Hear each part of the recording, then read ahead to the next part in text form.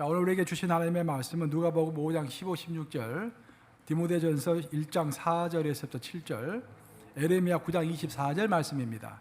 설교 제목은 자기 성찰, 가야 할 길을 묻는 기독인은 썩지 않은 기독인이다입니다. 누가복음 5장 15절, 예수의 소문이 더욱 퍼지매 수많은 무리가 말씀도 듣고 자기 병도 고침을 받고자 하여 모여오되 예수는 물러가서 한적한 곳에서 기도하시니라. 디모데전서 1장 4절, 신하와 끝없는 족보에 몰두하지 말게 하려 함이라.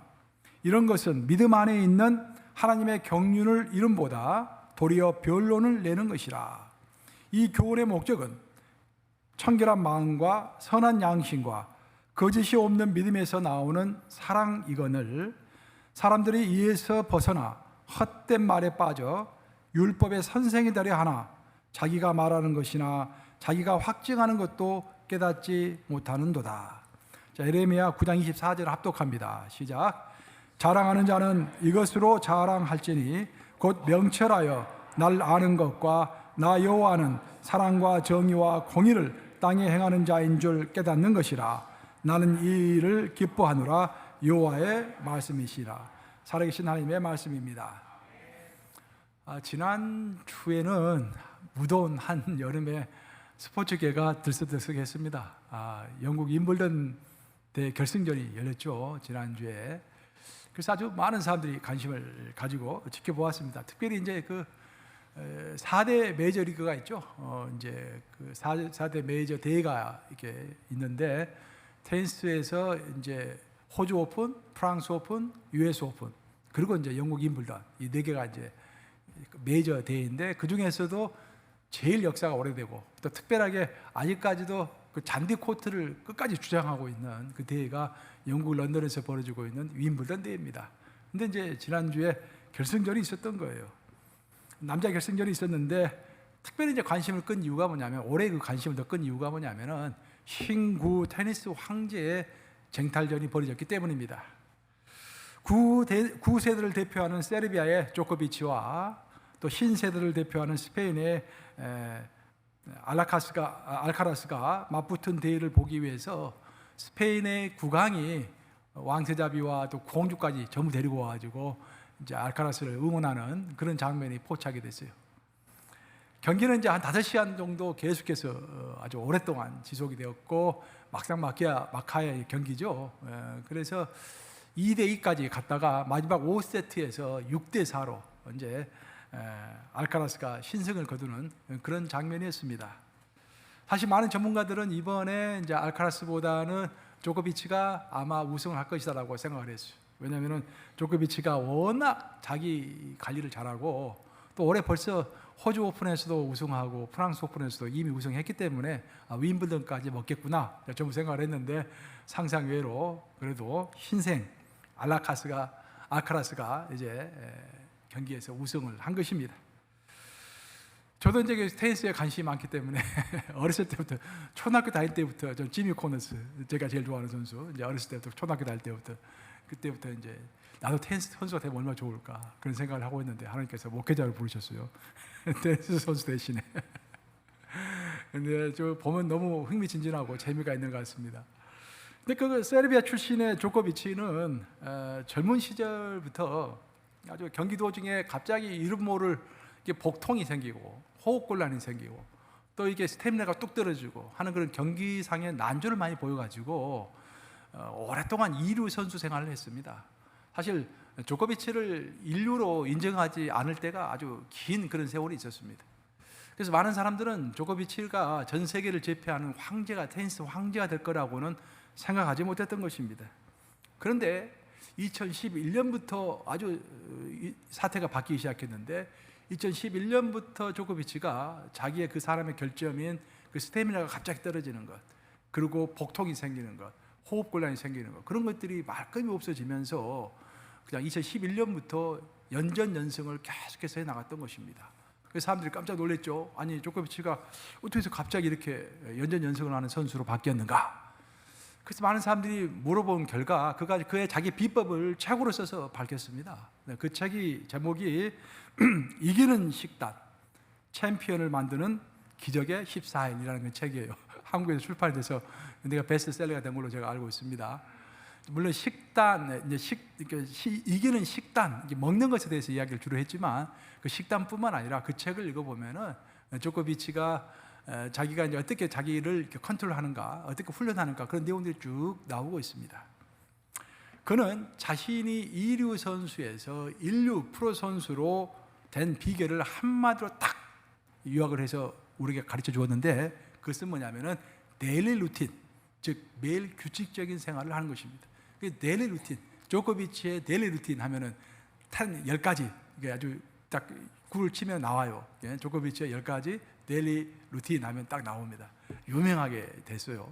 그 10가지를 살펴보면은 첫째가 무슨 일이 있어도 자정 전에 지침을 한다. 두 번째, 매일 8시간 30분간 깊은 수면을 취한다. 저는 깜짝 놀랐습니다. 이렇게 잠을 많이 자는 사람도 있나? 우리 이민 생활하면서 그게 거의 불가능하지 않습니까? 8시 반을 잠을 잔다는 거. 또 낮잠도 자요, 이 사람은 또 이렇게. 잠을 많이 잡니다. 또 세 번째는 기상 후에는 반드시 물을 많이 마신다. 수분을 충분히 섭취하는 것이죠. 네 번째로는 매일 아침 20분간 스트레칭을 한다. 다섯 번째, 매일 오후가 되면 점심을 먹고 한 30분 정도 낮잠을 자면서 명상을 한다. 잠을 자면서 명상한다는 게 좀. 그 여섯 번째, 매끼 글루텐 프리로 음식을 먹는다. 일곱 번째, 매끼 식사를 할 때는 반드시 야채와 과일과 생선 위주로 식사를 한다. 뭐 이것까지 우리가 잘 특이한 게 없는데 여덟 번째부터가 좀 재밌어요. 여덟 번째, 대회를 앞둔 상태에서는 반드시 전담 미용사에게 찾아가서 머리를 스포츠 머리로 깎는다. 그걸 자기 루틴으로 하고 있는 거예요. 아홉 번째는 대회가 열리면은 대회 코트에 들어가기 전에 화장실에 들어가서 거울을 보면서 마인드 컨트롤을 한다. 거울을 보면서 마인드 컨트롤 하는 거예요. 열 번째는 이제 기상천외 루틴인데 특별히 윈블던 대회에 참전할 때는 윈블던 대회 그 경기장에 있는 잔디를 뽑아서 뜯어 먹는다. 그게 열 번째예요. 그 왜 열 번째가 생겼냐면은 제가 책을 읽어보니까 이런 말을 했더라고요. 조코비치는 어렸을 때 테니스 선수의 꿈은 윈블던 대회에 참석하는 거예요. 거기서 한번 잔디구장에 한번 서보는 것이 꿈입니다. 그래도 자기도 세르비아 출신이니까 세르비아가 나라가 가난하잖아요. 그래서 그런 나라에서 이제 살면서 영국 런던에 가서 그 윈블던 잔디구장 위에 한번 서보고 싶다. 그런 소원이 생긴 거예요. 만약 내가 잔디구장에 서면은 아주 특이한 행동을 한번 하리라. 이 마음을 결정을 했다라는 거예요. 그래서 이제 커가지고 실제로 자기가 운동선수로 성공을 해가지고 윈블던 대회장에 딱 서니까 자기의 결단이 생각난 거예요. 특이한 행동을 해야 할 텐데 뭘 할까? 그러다가 윈블던 경기장에는 이것은 잔디구장이지 그 잔디를 뽑아서 한번 씹어 먹어야겠다. 그래서 그때부터 윈블던 대회에 출석할 때는 꼭 잔디를 뽑아서 먹는답니다. 그게 자기의 루틴, 일상의 생활이 된 거예요. 근데 한 가지 아쉬운 것은 조코비치가 크리스찬인데 그리스도 종교의 성도입니다. 근데 성경을 읽는다가 루틴에 포함되지 않았어요. 그게 좀 이게 마음이 좀 씁쓸하고 저는 개인적으로 저뿐만 아니라 조코비치의 팬들이 좋아하는 것들이 한 가지 있는데 그건 뭐냐면은 조코비치가 그 와이프랑 결혼을 했는데 그 와이프가요 고등학교 때부터 사귄 여자예요. 보통 이제 사람들이 운동 선수들이 어려울 때는 돈을 많이 받다가 이제 성공하고 돈을 많이 벌고 유명해지면은 여자를 바꾸잖아요. 이렇게 막 배우자를 바꾸잖아요. 조코비치는 고등학교 때 그 시골에서 사였던 그 아가씨와 끝까지 사랑을 유지하고 결혼했다라는 것이 참 저도 마음에 들고 많은 사람들 그걸 좋아하는 것 같아요. 이렇게 조코비치가 데일리 루틴을 통해서 정말 이류 선수의 생활을 다 벗어제치고 인류 프로 선수가 되었다라는 거예요. 우리 예수님도 마찬가지입니다. 우리 예수님도 오늘 본문을 보시면은 예수님의 데일리 루틴이 있었다라는 거예요.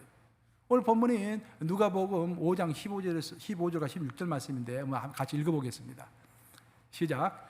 예수의 소문이 더욱 퍼짐에 수많은 무리가 말씀도 듣고 자기 병도 고침을 받고자 하여 모여오되 예수는 물러가사 한적한 곳에서 기도하시니라. 예수는 물러가사 한적한 곳에서 기도하시니라. 즉 예수님의 루틴이었던 거예요. 많은 사람들이 예수님의 설교를 듣고 싶어하고 많은 사람들이 예수님으로부터 병고침을 받고 싶어 해가지고 벌떼처럼 모여들었습니다. 근데 예수님은 그러함에도 불구하고 그들의 필요가 있었음에도 불구하고 그들을 멀리하고 자기의 루틴한 시간이 딱 됐을 때, 자기가 정한 시간이 됐을 때 그들을 물리치시고 한적한 곳에 가서 기도하셨다라는 것입니다. 이렇게 기도하면서 자기 자신과 자신의 사역을 돌아보는 것, 그것이 바로 자기를 성찰했다라는 것입니다. 기도 중에 자기 자신을 돌아보며 자기를 성찰하는 것, 이 성찰의 루틴이라고 하는데, 이 성찰의 루틴은 우리 기독교 영성의 기본 중에 기본입니다. 가장 오래된 전통인 것입니다. 우리가 성경을 읽어보면 베드로와 요한이 시간이 되었을 때 시간에 맞추어서 기도하려고 어디로 갔습니까? 성전으로 갔죠.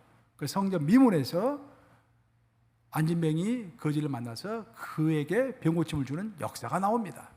정해진 시간에 기도하러 올라갔던 것입니다. 초대교회 시절에는 하루에 5번 기도했습니다. 요즘에 이슬람 교도들도 하루에 5번 기도하죠. 하루에 5번.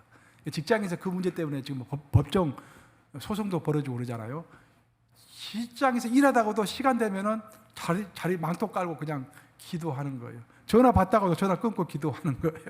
그래서 고용주 입장에서는 이거 말이 안 된다 해가지고 법정 소송도 들어가고 그랬었는데, 정해진 시간, 성찰의 루틴, 정해진 시간에 딱 자기의 일을 하는 것입니다. 우리가 오늘 본문을 읽어보면 예수님께서 기도하셨다라고 하는데, 보통 우리 기독인들은 기도하는 중에 자기를 성찰하는 것이 우리의 전통입니다. 왜 그럴까? 기도라는 것은 나의 필요를 아는 것이 기도인데 왜 우리는 기도하면서 자기를 돌아보는 성찰의 시간을 갖는 것일까? 여러분들이 아셔야 할 것은 뭐냐면은 예수님께서 말씀하시기를 우리가 어떤 기도 제목을 가지고 하나님께 기도하려고 할 때, 우리가 기도하기 전에부터 우리 하나님은 내 마음속에 있는 기도 제목이 무엇인지, 죄송합니다.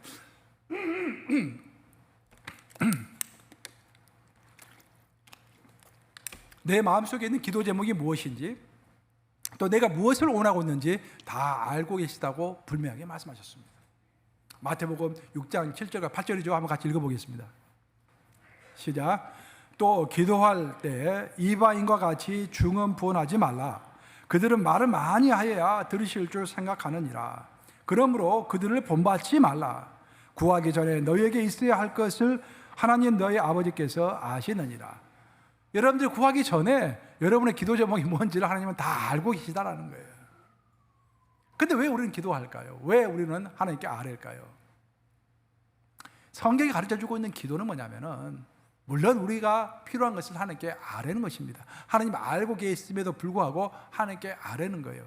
그러니까 예를 들어서 우리가 어린아이들 키울 때, 우리 자식들이 3살, 4살 먹을 때 아이들에게 필요한 것이 뭔지 다 알잖아요. 아이스크림 가게 앞에 딱 지나칠 때 애가 분명히 아이스크림 먹고 싶어 하겠구나 알잖아요. 근데 아이가 아빠 아이스크림 사줘요 그러면 귀엽잖아요. 그러니까 사주는 거예요. 알고 있으면서 사주는 거예요. 이렇게 이미 다 알고 있다라는 거예요.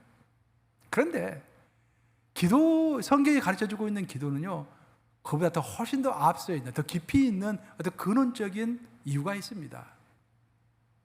우리가 성경을 읽어보면 기도의 가장 모범이라고 하는 것은 시편에 나와 있는 기도들이에요. 그렇죠? 시편에 나와 있는 기도들이 기도의 모범입니다. 그래서 그 시편에 나와 있는 기도를 따라서 기도하라고 시편이 우리에게 주어진 거예요.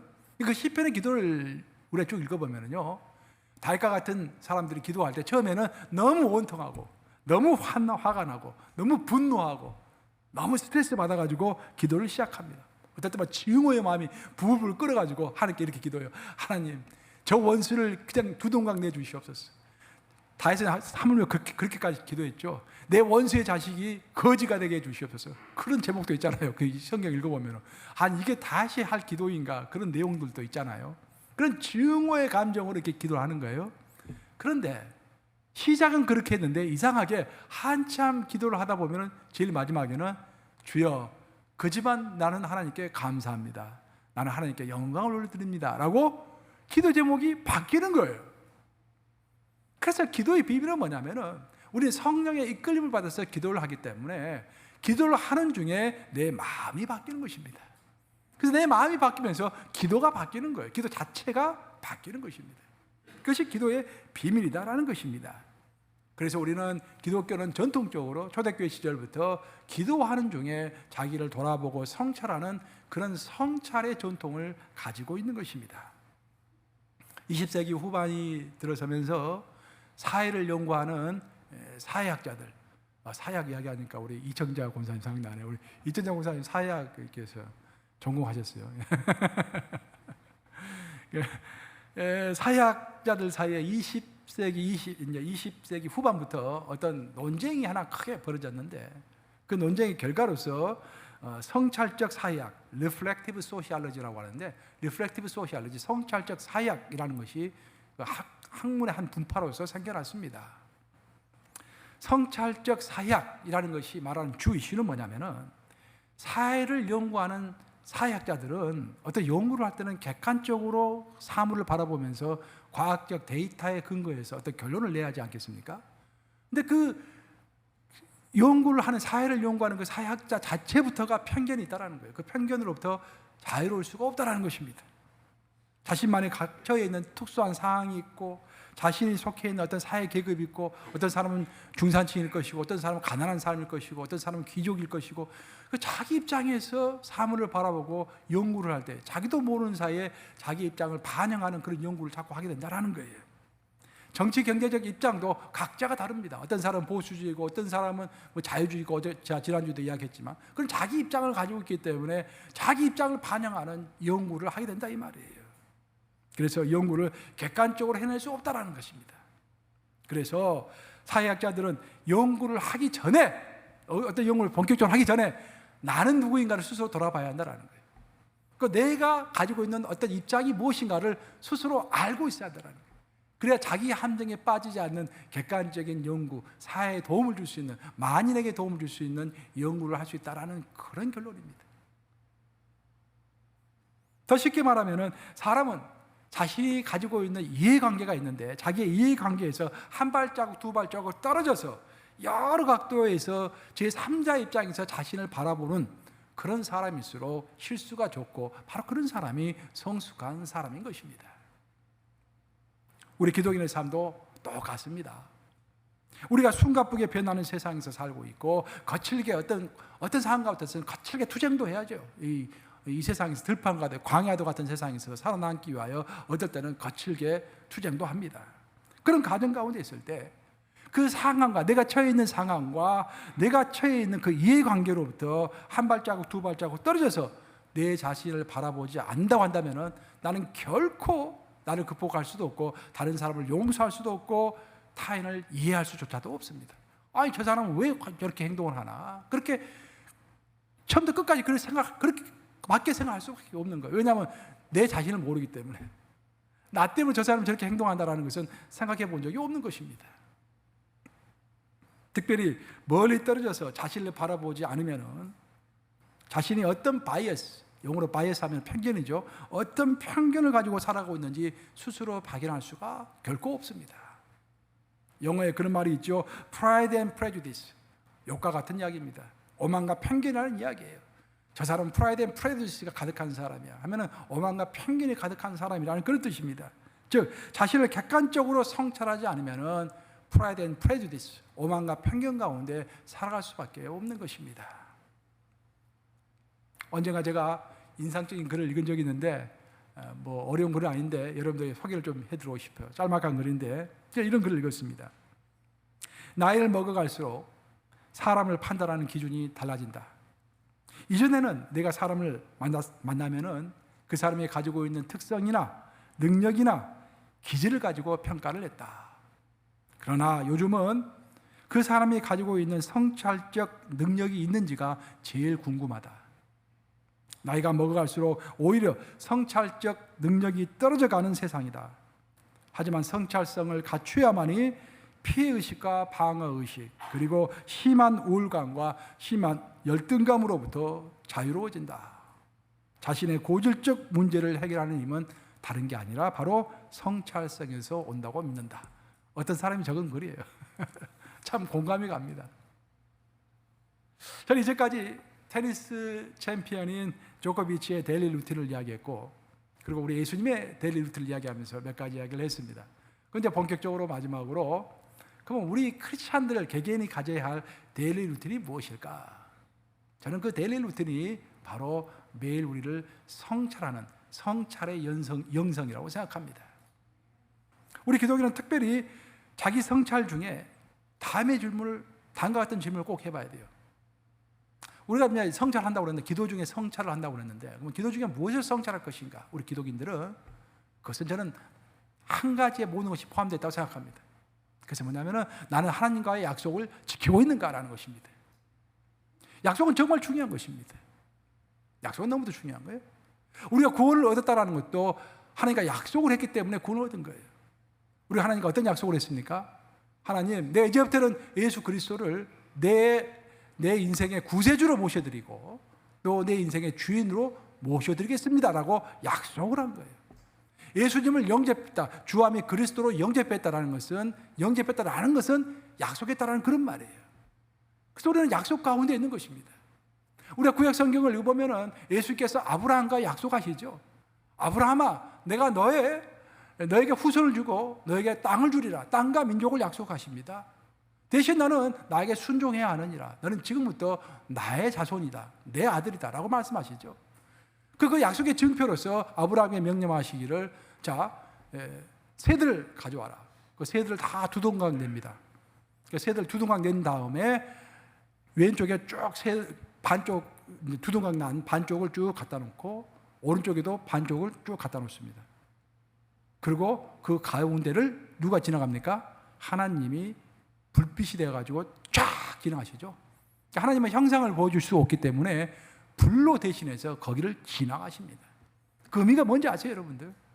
아브라함 시대에는요, 사람과 사람이 약속을 할 때는 예를 들어서 양 같은 것을 반으로 쫙 가릅니다. 그리고 양쪽에 이렇게 다 걸어놔요. 그리고 거기를 두 사람이 손을 잡고 지나갑니다.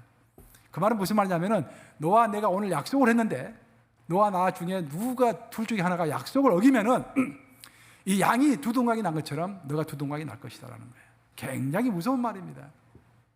성경 그렇게 우리를 설명하고 있는 거예요. 우리의 구원도 약속이다라는 거예요. 약속의 결과로서 우리가 구원을 얻은 것입니다.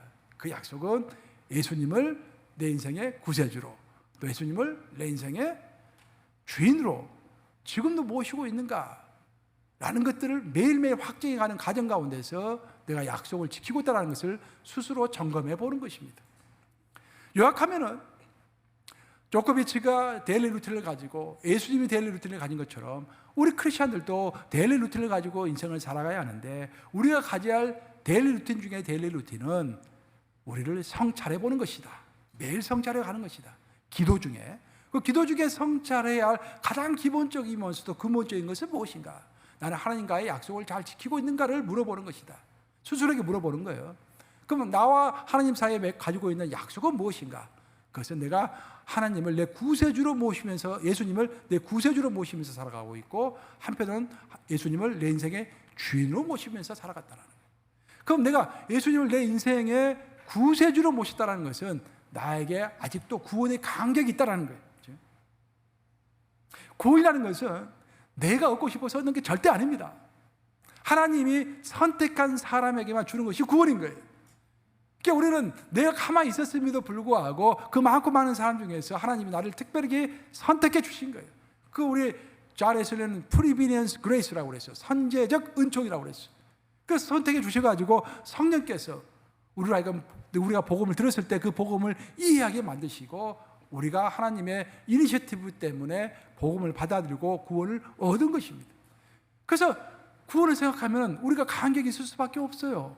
왜냐하면 나는 구원받지 않을 수도 있었는데 하나님이 특별히 선택해 주셔서 나에게 구원을 주셨기 때문에 감격이 있는 것입니다, 내 마음에. 그래서 우리가 데일리 루틴 가운데서 나를 성찰할 때 점검해 봐야 할 것은, 나에게는 구원의 감격이 지금 있는가라는 것입니다. 여러분, 구원의 감격이 여러분 속에 있습니까 지금? 지금 아멘하지 못한 분들은 집에 가서 오랫동안 생각을 해보셔야 돼요. 왜 나에게는 감격이 없을까? 웃을 이야기 아니라 심각한 이야기입니다, 이거 진짜. 그리고요, 감격을 회복하셔야 돼요. 성경은 회복의 역사입니다, 여러분들. 회복의 역사. 그러니까 예를 들어서 하나님께서 원래 에덴 동산을 만드셨고 원래 아담과 하와를 선하게 만드셨잖아요. 근데 에덴 동산이 파괴가 되고 선한 인간이 죄인이 됐잖아요. 그것을 회복해 가는 거예요. 아담과 하와가 죄를 지었음에도 불구하고 그것을 회복시켜 가지고 예수 그리스도를 보내셔서 회복시키셨고, 이 땅이 죄로 충만한 세상이 되었지만 결국 새하늘과 새 땅으로 나중에 회복이 될 것입니다. 그러니까 내가 지금 현재 처해 있는 상황 자체가 중요한 게 아니라 내가 회복을 할 수 있는가 없는가가 중요한 거예요. 이제 여러분의 마음속에 아직 현재 내가 지금 현재 어떤 구원의 간격이 간격 같은 것은 전혀 없다. 그러면은요 빨리 회복하셔야 합니다. 기도하셔야 돼요. 기도하시면서 성경 열심히 읽고요, 열심히 교제하고 다른 사람들 위해서 봉사해 보세요. 그러니까 내가 나를 회복할 수 있는 가장 좋은 방법은요 나로부터 벗어나는 것입니다. 오늘날 많은 신앙인들의 문제는 뭐냐면은 전부 내 문제에 갇혀 있는 거예요. 기도도 100% 나를 위한 기도입니다. 전부 다. 그렇죠? 네. 세상을 바라보는 눈이 없습니다. 그러니까 즐거움이 없는 것이죠. 여러분들 인생을 살면서 언제 가장 기쁘세요? 나 같은 경우는요, 우리 어머니 아버지한테 뭘 선물해 주고 그러면 너무 기쁘더라고요. 내가 직장 생활 하면서도 첫 월급 타고 그랬을 때는요, 뭐 급여도 월급도 드렸지만 돈도 드렸지만 아버지 시계를 사드렸어요. 좋은 시계를. 너무 기쁜 거예요. 이 시계를 사는데 막 마음이 기쁜 거예요. 근데 또 커가지고 자식들 낳아 보니까요, 우리 애들에게 맛있는 거 사주고 그런 게 너무 기쁜 거예요. 그죠? 내가 먹는 것은 별로 기쁘지 않은데 애들 먹는 것이 기쁜 거예요. 우리 부모님 기뻐하시는 것도 너희가 나를 기쁘게 하고. 그래서 우리가 조금 더 넓혀가지고 나를 기쁘게 할 것이 아니라 이 세상 사람들 기쁘게 할 때 그때 내가 기뻐지는 것입니다. 나를 그런 식으로 회복해 나가야 하는 거예요. 우리가 은혜에 대해서 좀 더 이야기를 해보면은요, 은혜의 간격에 대해서 좀 더 이야기해보면은 19세기 후반에 미국 기독교계를 이끌었던 두 명의 인물이 있었습니다. 19세기 후반에는 D.L. 무디 목사님, 많이 들어보셨죠? D.L. 무디 목사님과 D.L. 무디 목사님과 합력해가지고 목회를 했던 목사님이 R.A. 토레이 목사님이세요. D.L. 무디 목사님은 부흥사예요. 그러니까 아는 것이 별로 없습니다. 근데 토레이 목사님은 박사님이세요. 신학 박사고 아주 아는 게 많으세요. 그래서 둘이 딱 콤비를 이루어가지고 미국을 들었다 놨다 했던 거예요. 19세기 이렇게 말에. 근데 토레이 목사님은 특별하게 정확한 성경 지식을 굉장히 강조했던 분입니다. 그리고 성령 세례를 강조했던 분이세요. 그래서 성령 세례가 있냐 없냐를 가지고 기독교계는 지난 2000년 동안 계속 논쟁을 해왔는데, 그 성령 세례라는 것이 뭐냐면은 우리는 예수님을 영접할 때 영접하는 순간에 성령이 우리를 찾아오잖아요. 또 성령을 받잖아요, 우리가 그때. 그걸로 끝이다 라고 주장하는 사람들이 있고, 아니다, 그때 성령을 한번 받지만 이 신앙생활을 하다가 어떤 특별한 일이 생겼을 때 하나님께서 특별하게 성령 세례라는 것을 특별한 사람에게 준다, 그것이 성령 세례다라고 주장하는 사람들이 또 있어요. 근데 반반 그렇게 나눠져 있는데, 특징을 보면은 성령 세례를 받지 못한 분들은 성령 세례가 없다고 주장하고 성령 세례를 한번 받아본 사람들은 성령 세례가 있다고 주장하는 거예요. 저도 그전에 성령 세례가 없다고 주장을 했거든요. 근데 제가 1998년도 12월 25일 날 설교를 듣는 중에 성령 세례를 받았어요. 성령 세례를 받으면 특징이 뭐냐면은 자신감이 생겨요. 예를 들어서 하나님께서 지금 순교회를 하면 아무 꺼리낌 없이 순교할 수 있을 것 같아요. 그런 자신감이 생겨요. 영적 자신감이 생기는 거예요. 근데 그것을 설교를 듣는 중에 성령 세례를 받은 거예요. 나중에 성경 읽어보니까 사도행전에 그런 이야기가 있잖아요. 베드로가 고넬료 집에 갔을 때 고넬료가 자기 가족과 친구들을 다 모아놓고 함께 베드로의 설교를 듣잖아요. 베드로의 설교를 듣는 중에 무슨 일이 벌어졌습니까? 성령이 각자의 머리 위에 떨어지더라. 오늘 그런 역사가 우리 가운데 있기를 주님의 이름으로 축원합니다. 아멘. 그 아리토레 목사님이 그렇게 해서 열심히 제자들 많이 길러냈는데 그 제자들이 온 곳이 바로 조선이라는 나라였다라는 거예요. 우리 한국. 조선으로 와가지고 그 토레 목사님의 제자들이, 많은 제자들이 1903년에 있었던 원산 대부흥운동, 그 1907년에 있었던 그 유명한 평양 대부흥운동을 주도했던 것입니다. 그 토레 목사님의 그 아들이 토레 이제 2세인데 2세가 중국으로 선교사를 갔어요. 중국으로 선교사를 갔다가 거기서 만주사변이 벌어지니까 그 만주사변을 피해서 평양으로 건너옵니다. 그래서 평양에 있다가 남한으로 내려와서 6.25 전쟁을 겪게 되는데 6.25 전쟁 때 생긴 고아들과 그 병자들을 고치는 그런 사역을 하셨어요. 그리고 토레 2세 아들이 토레 3세인데 그 토레 3세는 미국에 와서 성공의 신학교에서 신학을 공부하고 성공의 신부가 되죠. 신부가 된 다음에 우리 부모님이 사역하셨던 그 한국, 그리고 내가 평양 외국어 학교를 그분이 다니셨는데 평양 외국어 학교를 다녔던 내가 다시 한국으로 가야겠다라고 한국으로 돌아오셔가지고 세우셨던 게 강원도에 있는 예수원, 예수원이라는 말 많이 들으셨죠? 저도 거기에서 내 목회 확정을 받았습니다. 근데 그 예수원을 토레 목사님 3세야 하셨죠. 그러다가 이제 소천하셨죠. 근데 그 토레 목사님, 이제 1세 목사님이 19세기 말에 호주에 있는 많은 교회들이 연합으로 해가지고 그 토레 목사님을 초청을 했습니다. 그래서 배를 타고서 몇 개월간 배를 타고 미국에서 호주까지 온 것이에요. 그 호주에서 이제 부흥 집회를 했습니다. 그 호주에 있는 모든 크리스천들이 다 몰려들어가지고 어마어마한 부흥 집회가 열린 거예요. 근데 거기서 이제 어떤 한 사람이 공개 편지를 쓴 거예요. 그 토레 목사님에게. 그 토레 목사님이 공개 편지가 들어와서 그것을 성도들 앞에서 읽었습니다. 그 편지 내용이 뭐냐면은, 목사님, 저는 기도 제목이 있습니다. 그 제목을 가지고 오랫동안 기도했는데 아직까지도 응답이 되지 않고 있습니다. 저희 집안은 대대로 기독교 신앙을 가지고 열심히 교회를 섬겨왔습니다. 특히 저는 25년 동안 교회학교 교사로 봉사를 했습니다. 근데 왜 하나님은 저에게 기도를 응답하지 않으시는 걸까요? 그게 질문이었습니다. 목사님은 이 질문을 모든 회중 앞에서 다 읽어준 다음에 이렇게 답변을 하셨다고 해요. 당신이 기도 응답을 받지 못하는 것은 예수의 이름으로 기도하는 것이 아니라 당신의 이름으로 지금 기도하고 있기 때문입니다. 당신의 공로를 내세우지 마시고 예수의 공로, 예수의 이름으로 기도해 보세요.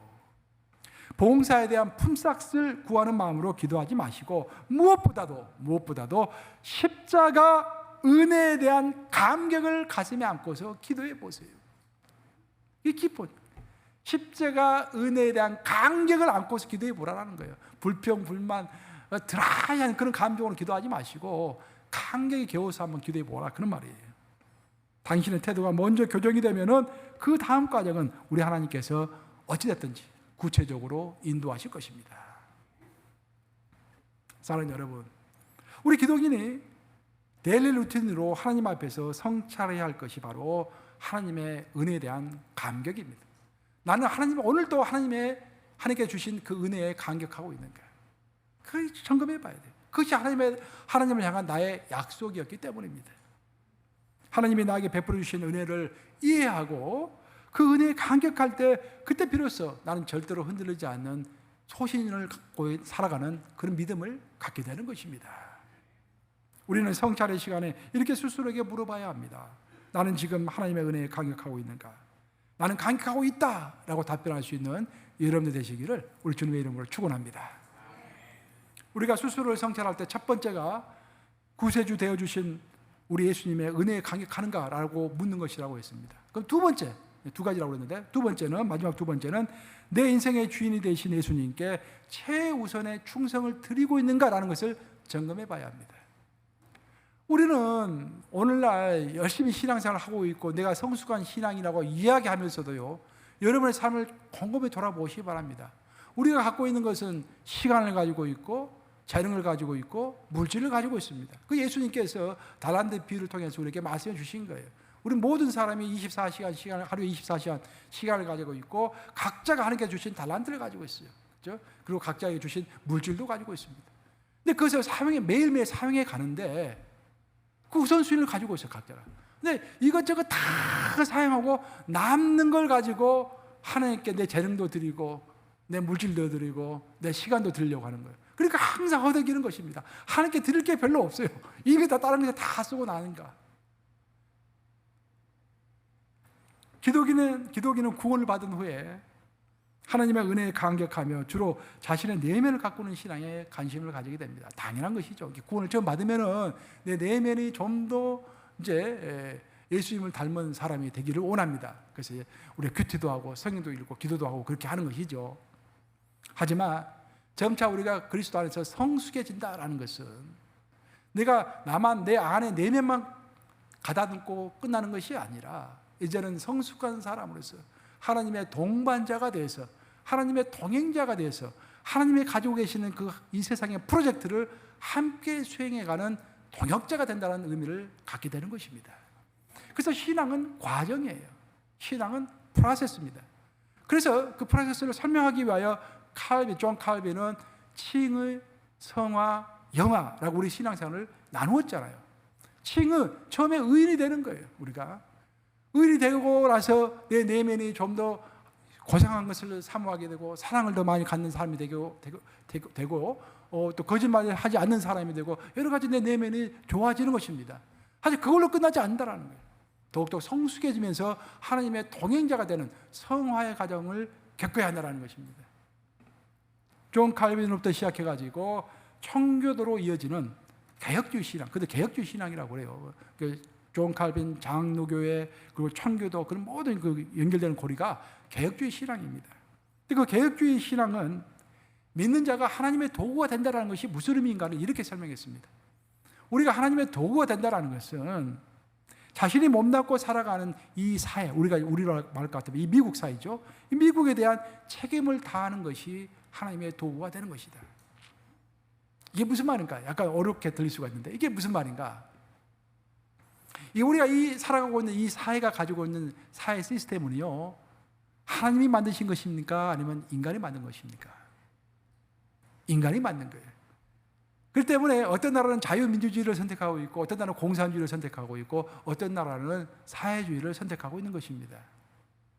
그래서 인간이 창조한 그 구조는요, 인간은 그 자체가 타락한 존재이기 때문에 그 구조도 언제든지 시간이 가면서 타락해질 수 있다는 것입니다. 그래서 존 칼빈과 그 후예들은 하나님의 관점에서 항상 타락해져 가고 있는 사회 구조에 관심을 가지고 그것을 고쳐나가는 것, 하나님의 뜻대로 이루어가는 것, 리폼, 개혁이라고 그러죠. 리폼해 나가는 것, 그것이야말로 우리가 성숙해지고 있다는 증거이다라고 주장을 했던 거예요.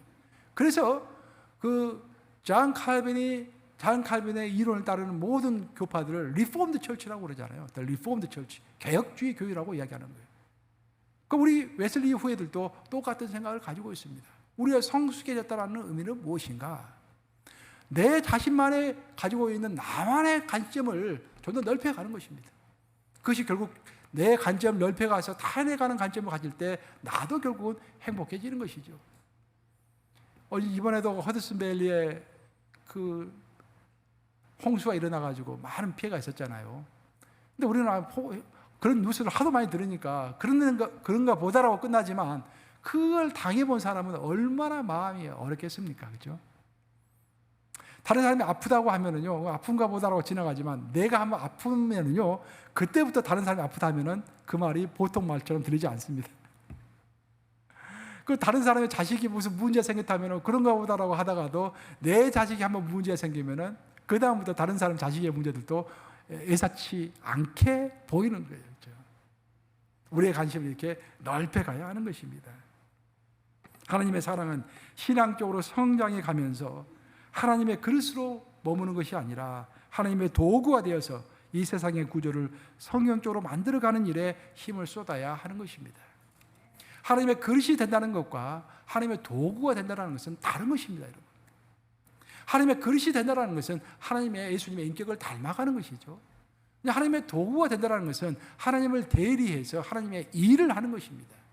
우리가 하나님의 그릇이 되는 것이 필요한 이유는 하나님의 일을 하기 위해서 하나님의 그릇이 되어야 하는 것입니다. 하나님의 그릇이만 되고 하나님의 도구가 되지 않는다고 한다면 누가 우리가 이 땅에 있을 이유가 없죠. 빨리 죽어서 천국에 가는 것이 최고죠. 그렇죠? 우리를 죽이지 아니하시고 이 땅에 두시는 이유는 사도 바울의 고백에 따르면 우리가 죽지 아니하고 이곳에 남아있는 이유는 죽으면 천국에 가서 더 좋겠지만 그럼에도 불구하고 이곳에 남아있는 이유는 하나님의 일을 하기 위해서 우리 이 땅에 남아있는 거 아니겠습니까? 그런 나의 삶의 목적, 내가 왜 살아가고 있는가? 그렇죠? 나는 무엇을 위하여 살아가야 할 것인가? 그런 성찰의 시간, 그것을 루틴으로 갖는 것이 우리에게는 너무도 필요한 것입니다. 오늘 본문 말씀인 에레미야 9장 24절에서 이렇게 얘기하고 있죠. 한번 같이 읽어보겠습니다. 같이 읽겠습니다. 시작. 자랑하는 자는 이것으로 자랑할지니 곧 명철하여 나를 아는 것과 나 여호와는 사랑과 정의와 공의를 땅에 행하는 자인 줄 깨닫는 것이라. 나는 이 일을 기뻐하노라. 여호와의 말씀이니라. 저는 성경 구절 중에서 이 구절처럼 우리가 해야 할 것을 잘 요약하고 있는 구절도 참 드물다라고 생각합니다. 에레미야는 하나님의 말씀을 들어서 우리가 어떻게 이 땅을 살아갈 것인가를 아주 명확하게 이야기합니다. 첫째는 하나님을 알아야 한다라는 거예요. 하나님 알아야 한다. 여기서 알다라는 것을 여러분 여러 번 설교할 때 다른 목사님 설교를 통해서 많이 들어보셨죠? 야다라는 단어를 사용해요. 야다. 그러니까 히브리에서 알다라는 것은 야다입니다. 야다는 부부관계를 뜻하는 거예요. 부부가 부부를 아는 것을 야다라고 합니다. 속속들이 다 아는 거예요. 예? 그러니까 하나님과 나 사이에 꺼리낌 없이 서로가 완전히 아는 것을 야다라고 하는 거예요. 그래서 하나님께서 우리에게 원하시는 것은 하나님을 야다하는 것을 원하신다는 것입니다. 그래서 하나님을 제대로 알기 위하여 우리가 성경도 읽고 예배도 드리고 기도도 하고 열심히 신앙생활을 해나가는 것입니다.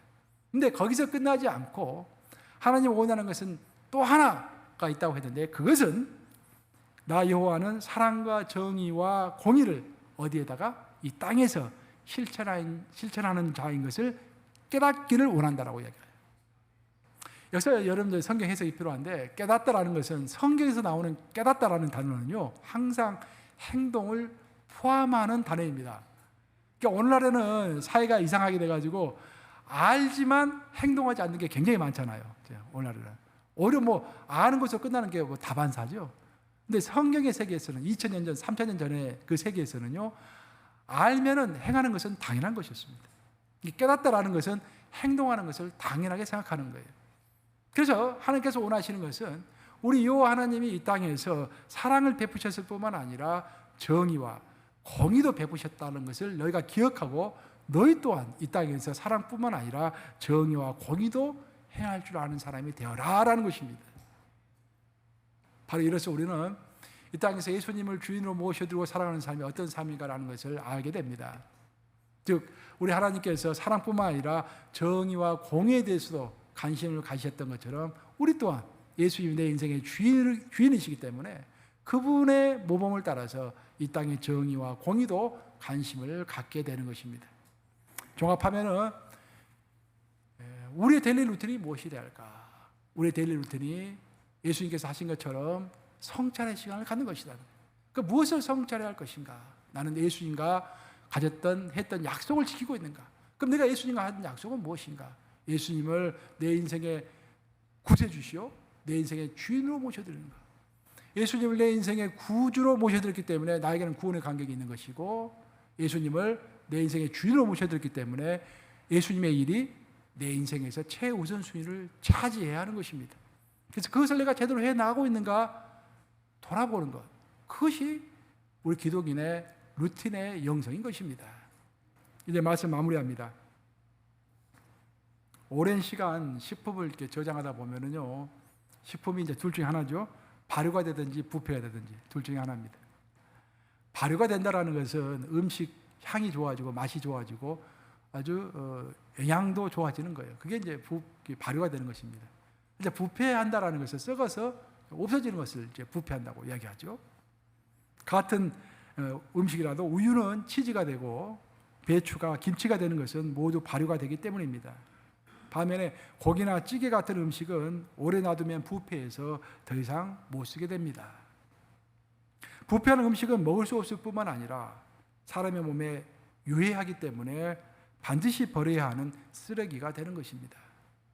신앙도 마찬가지입니다. 시간이 가면서 성품과 행실이 원숙해지면은 하나님의 나라에 기여하는 멋진 그런 발효된 기독인이 되지만, 부패하게 되면은 하나님의 나라에 해악을 끼치는 사람이 될 수도 있는 것입니다. 부디 우리의 인생이 부패가 아니라 정말 발효의 그런 여정이 될 수 있기를 정말 주님의 이름으로 축원합니다. 그래서 날마다 나는 정말로 성숙한 발효의 인생을 살아가고 있는가, 성찰의 삶을 살아가고 있는가, 그걸 돌아보시면서 더욱더 깊어지는 저와 여러분들 되시기를 우리 주님의 이름으로 축원합니다. 기도하셨습니다.